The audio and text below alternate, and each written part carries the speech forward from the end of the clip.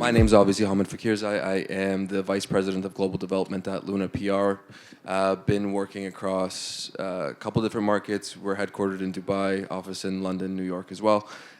Primarily focused on the digital asset space as well as emerging technologies, basically anything frontier tech. It's a cool topic we have today, a cool group of panelists, a little bit of everything. We've got Patrick, who's more on the Bitcoin side, Francis, who has an ETH and a different jurisdiction, and then Jason, who has everything and anything, right? So I think I'd love for you guys to introduce yourselves to start off, and then we can get right into the questions. Mics are right in front of you guys. Hi guys, good afternoon. My name is Patrick. I'm the CIO of Zeta Network, listed on NASDAQ. So we were just joking aside that we bought Bitcoin at a very high price, so it's a good place to start. But in terms of what we talk about, I guess in banking background, I did my own SPAC, I did SPAC, and I think it's good to share some little insights with everyone else here, just sharing. I'm Francis Zhou, CEO of Quantum Solutions. We're a Japan-listed Ethereum treasury company, and I think today is a great chance to discuss with everyone on the future of treasuries and crypto overall. We're also looking at M&A across different markets, so it should be quite a good panel. I'm Jason. I'm from Sora Ventures. I've been investing in crypto since 2015. Last 2 years, been investing mostly in DATs, specifically on the Bitcoin side. So we started out with Metaplanet in Japan, and then we did Moon Inc. in Hong Kong, DV8 in Thailand, and then BitPlanet in Korea. We have our own public company on the US as well, NASDAQ, and then more recently we just acquired a public company in Taiwan. So everything that we've done is really more on the Bitcoin side, but the idea is that we do think there's an opportunity where public companies with a kind of a Bitcoin and digital asset DNA will have value over time. Awesome. Thank you guys for that. So I think where I want to start this is I'm going to sort of confine ourselves to the topic at first, right? So we're talking about SPACs, reverse mergers, which is fucking boring, don't get me wrong, but let's see how it actually applies to the industry and the market that we all care about so much, right? So for the most part, DATs, the major trend is going through a reverse merger, right? You find a clean shell, you pump the asset in it, and that's how we go. But are SPACs back? Is that a viable route for going public on the crypto side? We saw Securitize go public through the SPAC, and there's so many different crypto SPACs out there now. Kraken just raised one called Cracquisition. So my question is, are SPACs back? What's different this time from 2017 and what happened in the SPAC boom? And is going through a reverse merger or a SPAC to go public just a loophole to escape the S1, or is it does it have a strategic advantage? Anyone? Well, I took a crack at this first. SPAC has always been there. I mean, back in 2008. I mean, what you see in SPACs is when the IPO market, when the capital markets is good, right? When you do IPOs, you actually don't see a lot of SPACs. But when the market downturns, you see SPACs. I mean, there was a lot of SPACs happening back in 2008. So it's not like whether they're back or not, right? Ultimately, I think for the audience here, I mean, what's the ultimate objective for you guys, right? Getting yourself listed, being IPO, whether you're direct listing, whether it's IPO, SPAC or reverse merger. Ultimate goal, to be listed. This is where your wealth are. I mean, I'm sure everybody, your shares are tied to your listed companies. So whether it's SPAC, I think SPAC is just, or reverse merger, it gives you a channel, a path to be listed. And don't get me wrong, just because you did a SPAC listed on NASDAQ, you are still being scrutinized. You are just as good as any IPO or company listed on NASDAQ. So it's just about, there's a way going to Rome, right? You can actually go to Kowloon, you can take a train, you can walk, you can do anything. You will get to Kowloon side, right? So it's not about SPAC is easier, all right, reverse merger is easier. At the end, you are still a listed company governed by the SEC, and SPAC is a way of creating the value in that sense, right? Get yourself listed, get yourself, as a proper, listed companies. I think it's great for everybody. For us, we're in a different market. We're mostly in Asia, right? And the thing that we care the most is timing. When executing these things, it's all about timing. So, I think there are advantages for doing specs, and obviously now in this market, specs seems like a good choice. But we did it at a time when market was hot. We did it at a time when people wanted to see more of these DATs across the world. And for us, it's more about being able to execute and challenge a lot of the local regulators. Challenge is probably not the right word, more like educate, right? So for example, I'll just explain to these guys, like, buying Bitcoin in Hong Kong for a public company. A lot of people are just like, it seems easy in the US, but in Hong Kong, very difficult, right? You're gonna get a bunch of questions from a regulator, you're gonna get a bunch of questions from an exchange. It's probably gonna be the same across any market that we end up doing. And so we want to be spending those times educating kind of the regulators and teaching them why we're buying Bitcoin. And I think Hong Kong now, especially, there's been maybe like 30 DATs around, and people start to realize like these DATs are not as easy, right? And we spend a lot of time figuring out which public company to buy, why we're buying them. Like for example, in Hong Kong, we bought a prepaid consumer product, which is like SIM cards. SIM cards are basically a dying business. No one uses SIM cards anymore. People use eSIM. But we bought it because we want to convert that SIM card business into a Bitcoin gift card business. And once you have a Bitcoin gift card business, you can build stuff on top of it. But like most people, when they buy public companies, they don't really care, right? They don't really look at these things. If you want to buy a public company in Hong Kong for a very cheap price, you go for constructions. So these are examples, like where you got to have different kind of experts and understanding of the market and see what makes sense. Yeah, I think we have to look at SPAC, across different time periods, right? So I think last few years, particularly in the digital asset space, it made a lot of sense for companies to go listing through a SPAC, right? So you basically control the narrative. You get to control the deal terms. It's a very quick listing. You don't go through a lengthy IPO process with open-ended questions from the SEC.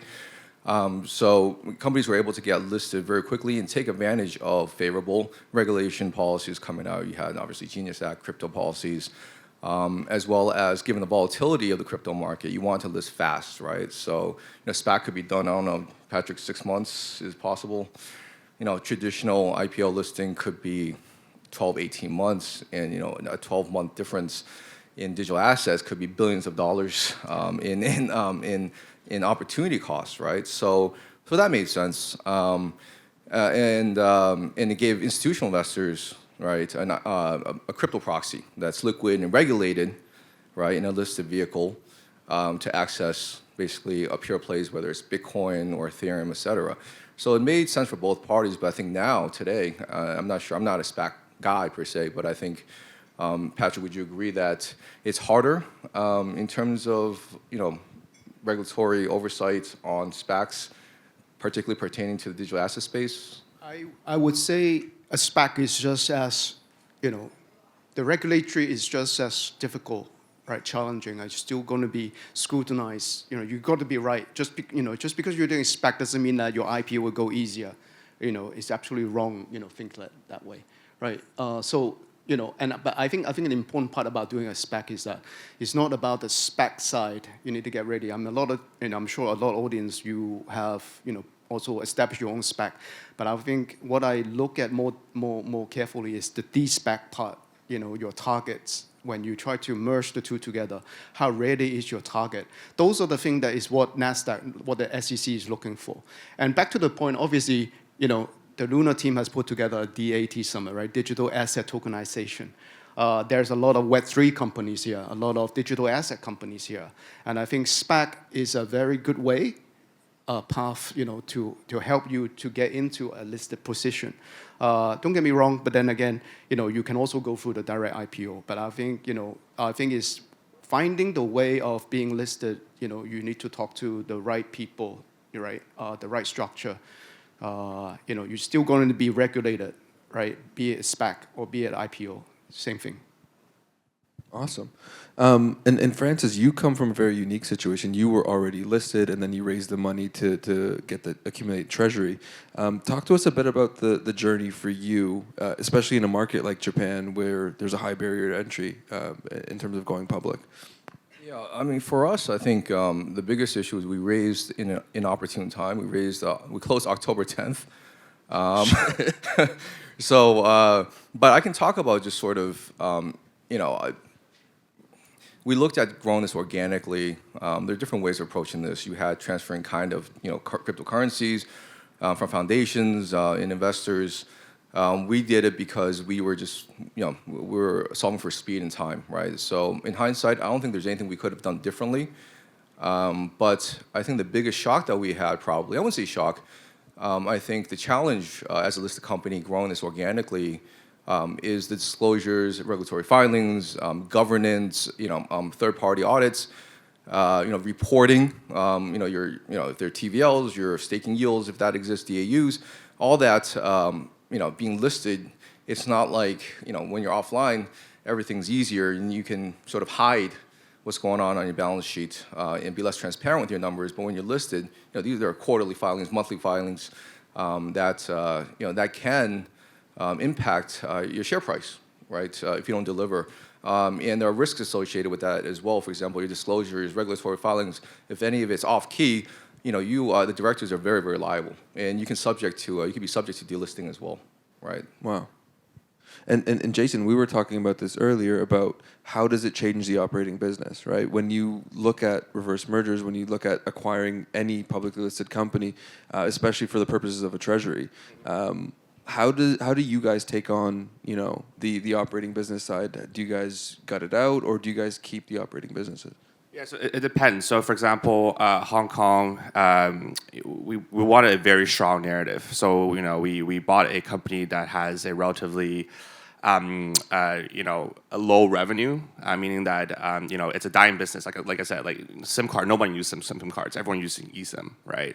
But we bought it because we think it's a good way to kind of explain to regulators that hey, we can do something new within the same category, and that matters a lot in Hong Kong. Like in the U.S., you can do whatever you want, but in Hong Kong, you gotta stick to your category, right?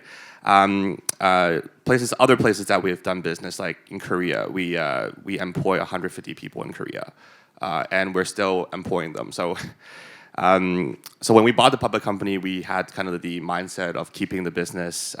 They're doing software, and the idea is we want to expand that. There's a component of blockchain solutions within it, and we really like that and think we can really leverage that long term.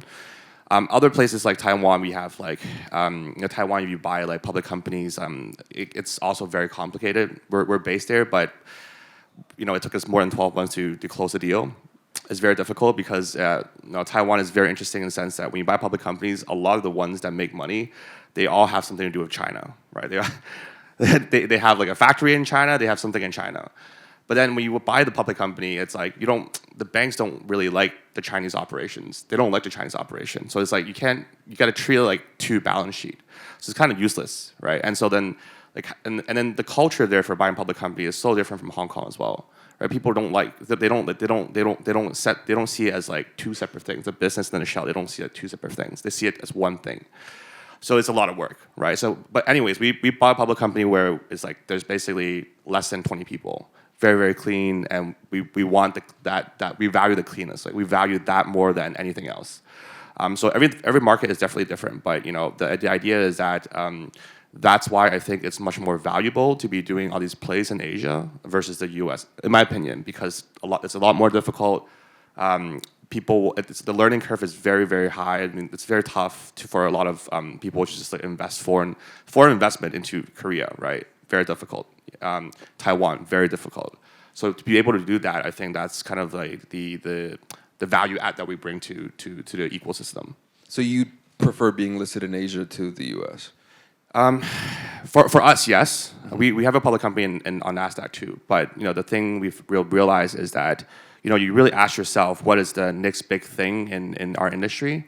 Like, what is going to get Bitcoin from 100K to 200K to 300K?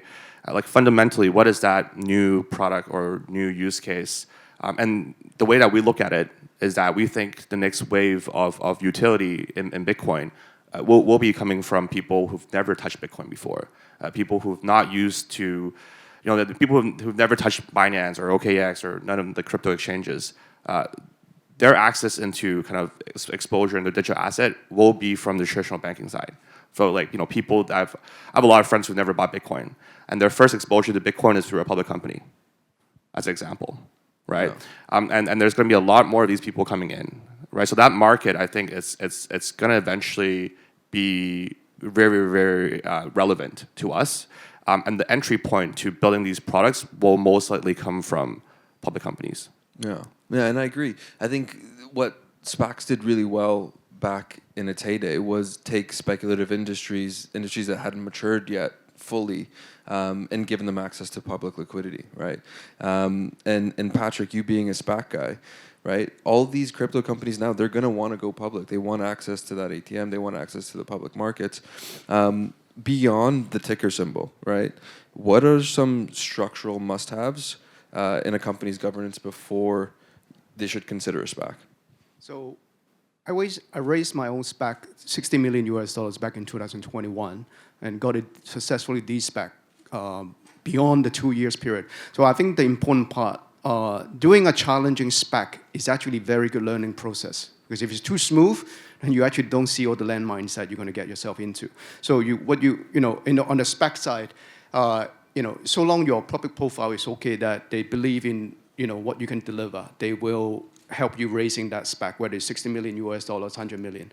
However, the de-SPAC is actually where a lot of SPAC fails, right? And you're going to return the money. And I would say that once you identify the target, is how de-SPACable these targets are. I mean, this is where people usually neglect, right? Whether the target is ready for listing. That is very important. Whether you are PCAOB standard, already, whether you have all the corporate structure, whether you are corporate governance, don't want to bore you with all this corporate stuff, right? But I think the target has to be immaculate in terms of their governance. Make sure that they are ready to be listed, right? They have to act like they are a listed company. And then when the SPAC and de-SPAC, the process of merger happens, it will go very smoothly. It's good that I went through that landmine. I mean, we saw a lot of things that did not do in the target companies, but you fix it. And then we managed to get it de-SPAC. I think that was a very happy moment. Awesome. And how does going public through a SPAC change the type of investors you engage with, right? Because obviously going to the traditional S1 filing and IPO, you that's more institutional, right? You change the audience that you're IPing. No, the narrative is the same. Once you become a listed company, you still meet the same set of investors. You still meet long funds, hedge funds, right? Family offices. You're still going to meet, the likes of Oxif and Fidelity, right? So it's not like because you're a SPAC. Once you're listed, you are listed. You get to meet all kind of investors that you get to see. So it's no difference. I mean, you are just being a regulator. You are just a listed company. And I guess for you, Francis, being a company that already has investors, already has a community of people that follow, how did incorporating a strategy like an Ethereum treasury change, the way you communicate to your shareholders, acquire new shareholders? What was that? Was there a challenge for you to educate your existing stakeholders and shareholders? Well, I think for us, it's bringing in initially the right institutional shareholders, right? So we brought in ARK Invest, we brought in Susquehanna, the two big names. Of course, there were other investors. And we were the first to Japan market, which I think was sexy for a lot of these investors. Yeah, I mean, I agree with Patrick. I think it really comes down to two things in any of these listed businesses, whether SPAC, reverse merger, organic. It's about the asset that you have. Can you deliver, especially when you're listed, can you deliver on your quarterly results or half-year results or annual results? And then it's about your team, setting up the right committees, your audit committee, the right governance, and disclosures. Just want to add one to Francis. I mean, we talk about digital asset. Our company, we bought $230 million worth of Bitcoin, right? Even though we had a very high price, over $100,000.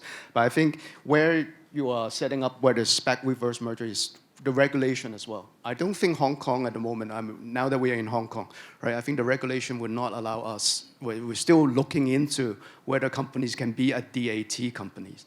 However, I think choosing the jurisdiction, SPAC, I mean, when you do it in the US, I think that is more lenient towards what you try to build if you are focusing on doing a digital asset treasury. So I think it depends on which jurisdiction, where the regulations are. I think Hong Kong, Singapore is still kind of gray, where the SFC is allowing us to do it or not. Otherwise, you're going to see an influx also, right, being listed here. You can do a traditional or SPAC, it doesn't matter. But I think it's the regulation that goes first. If this is what we are talking about, digital asset, then I think that's the important part. Yeah, I mean, I think for us in Japan, the challenge you might not have in Hong Kong and the US is also the audit and accounting treatment, tax treatment, right? Not a lot of Japanese auditors understand how to account and fair value digital assets. So that's one thing we've been actually trying to educate our auditors as well, right? Because most of these companies, including I think Metaplanet here, they're not using massive, top 4 auditors and accountants, right? So you're typically using, especially when you're starting, you're using some of the smaller houses that are more nimble and more accepting of your accounts. But it's still a challenge, particularly in Japan. Yeah, that's one of the biggest challenges that we have. I mean, Jason, you want to add to that a bit about what it's like being involved in Metaplanet from the very beginning?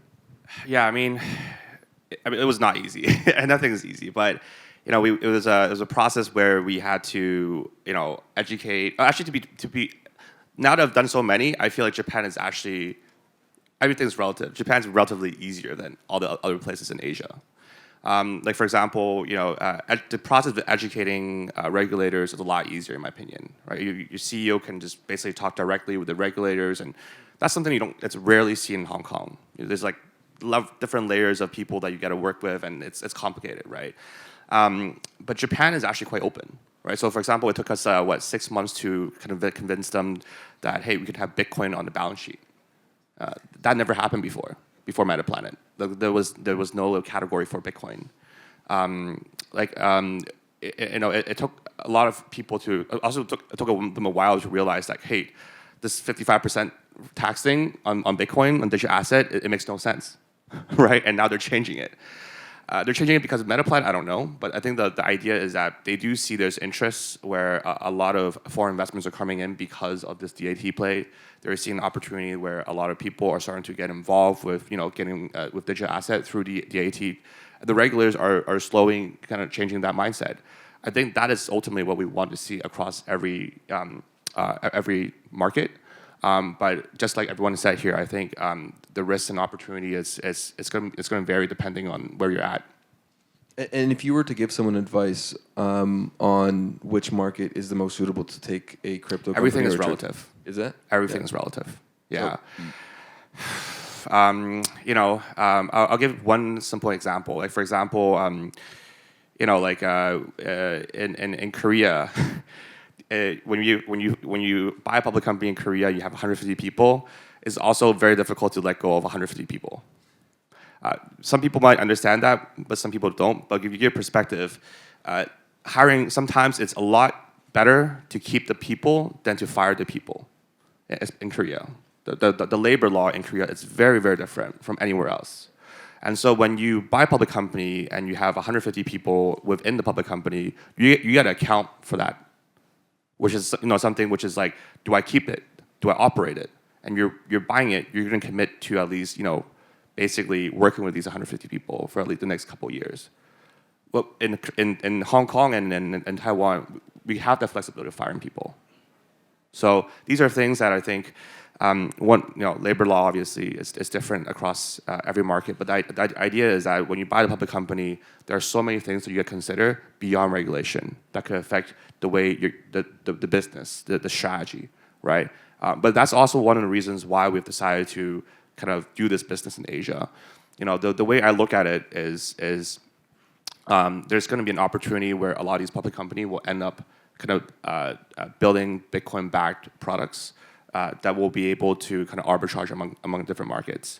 And the way to kind of look at this is that we've done a very good job in kind of identifying the products within Web 1 and Web 2. I think Web 3 is very early. Sailor, for example, is probably one of the first examples where we've taken something that we've seen in DeFi and then put it on in the form of securities, right?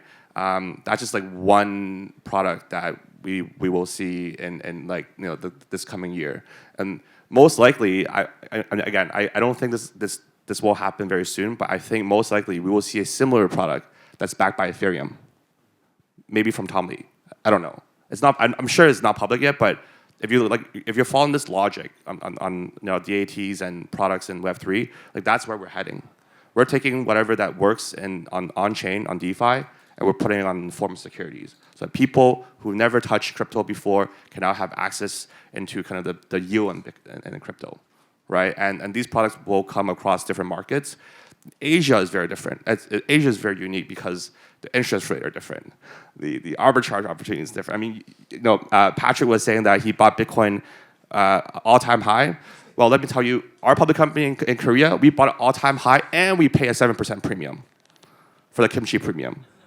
So everything is relative. Patrick, you're getting a lot of shit for this Bitcoin price, buddy. Jokes aside, in your previous life, you founded a very successful payments business in crypto. Let's say you were still in charge of that business today. Would you take it public? Which route would you take to take it public? Which jurisdiction would you choose? Give us some insight. I think, so I've been, in my previous life, is payment business, yes, crypto payment and also digital payment. If I were to list my own company, I would look at number one, right, valuation. Where would I get the highest valuation? And this is where I would start. I guess being in the background of capital markets, my mentor is here by the name of Joe Chi here. I used to sit next to him in a capital market desk. He taught me that where you advise a company is look at the valuation, right? If the US get more higher valuation for my payment business, I would most likely do it there. However, it's also looking into the regulations, right? If my licenses do not allow me to list in Hong Kong, then obviously US is the place. So I think valuation is important, where your investors are, where your comparable companies are based. And for us, as a payment company, obviously you have the PayPal, you have all the big guys, right? Everyone is looking to list on NASDAQ. So hopefully, and can't say too much, but my payment company, hopefully that we will also follow that path, whether we're doing a SPAC or whether to do a direct IPO. So we will see how it goes in, how investment banking is going to pitch to us back then. Awesome. I got the 5-minute warning, so we're just going to end off with the general question. I'm going to start with you, Francis. We were talking about the price of Ethereum a little bit earlier today. What's your market outlook for 2026 on as it pertains to you, and then if you can give us a macro perspective as well. Okay, I'm not good at predicting coin prices. I think neither is Patrick here. Sorry, man. I think what's really going to drive crypto markets is really about use cases, and I think sort of what Jason was saying as well is, how do we build on-chain applications and bring in more institutional investors, more retail, and actually have a long-standing product. For me personally, looking at M&A, looking at possible other listing opportunities or M&A or a reverse merger, et cetera. I like to look at where Ethereum can really add value. And it's good to be, have high valuations and be early, but you don't want to be too early. I think there are a lot of private companies that are brewing that have a lot of value within the crypto ecosystem. That I think if you were early enough in the public market side, you can get a lot of value, being the first to list, a very sexy asset. So for us, we like Web3 payment applications. We like prediction markets. We like, RWA, tokenizing, sexy assets in the form of a fund. A lot of things are happening, and I think, I don't know if Ethereum will go back to, 4,000 or 5,000, but I do think that now is the time to build. Now is the time to really look at M&A opportunities. There are a lot of assets, good assets that are cheaper than would have been even 6 months ago. Awesome. Jason, you want to piggyback? Yeah, I mean, this is probably a good chance for you guys to buy more Bitcoin, right? DCA, average out. But I think the idea is, having been invested and been in the industry for more than 10 years, looking back, I think there are times to, it's all perspective. Like everything is all just perception, I think. There are times to be raising and there's a time to be building. And I think this year is a really good opportunity for companies, especially for us. You know, we bought a bunch of public company. We need time to grow, to transition. We need time to add a business that makes sense, right? So this is for us. We actually think this is a great time for us. You know, so we're taking advantage of this opportunity to buy more Bitcoin, to sort things out within public company. It's like I said, you buy a public company, you think it's the end. For most people, it's a start for us, right? You're gonna be running this at least for for at least a half a decade at least, right? And so, we're taking this opportunity in a way that we think, hopefully, next 12 months we will have this opportunity to keep building, right? So, price-wise, I think this year probably will be more bearish than last year. But again, I don't think it's a bad thing. Yeah. Patrick, you want to end off the panel? Give us your predictions for this year, what you're planning to do? Let's stay away from there.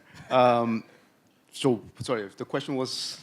Just your market outlook, macro perspective on the year. No, I think that it's going to be, the capital market is going to be another booming year. But I think there's a lot of, it's going to be more volatile going forward, whether it's Bitcoin or whether it's digital asset or the capital markets. So just have to be careful on what you do. I mean, that's why I got to be very careful what I say here. Of course. So big round of applause for our panelists. Thank you guys so much for listening. And yeah, you can catch us off stage.